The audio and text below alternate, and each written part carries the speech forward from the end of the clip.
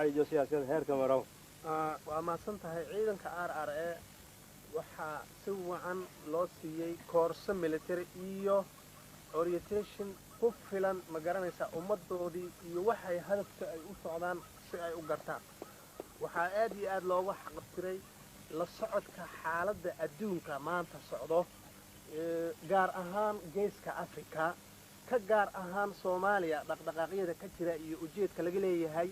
ayaa si fiican loogu xaqabtiray kaadiriyaal badan baa ku jira loo tababaray duruusta maalin waliba ay qaataan duruus siyaasadeedna way qaataan tii ciidamada waxa dheeraad u ah tan siyaasadeed maxaa yeelay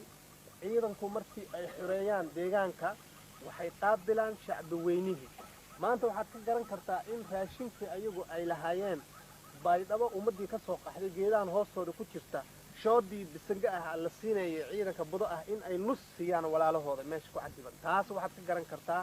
in ay siyaasaddu xaggeedu ay ka hufan yihiin garteena ujeedka ay leeyihiin ee waxay meesha u joogaan sidaas ayaanu kula socodsiinaynaa dhanka siyaasadeed aad iyo aad ayaa ma garanaysaa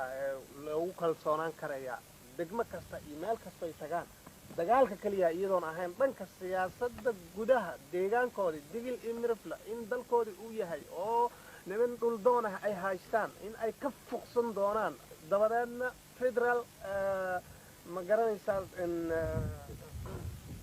federal administration of digil and mirifle ay higsanayaan sidaasna aad iyo aad bay ma garanaysaa maskaxdooda ugu jirtaa kuwa aan sidaa garanaynin waxaan filaynaa insha allahu in aan u tegi doono oo iyagana u sheegi doonaan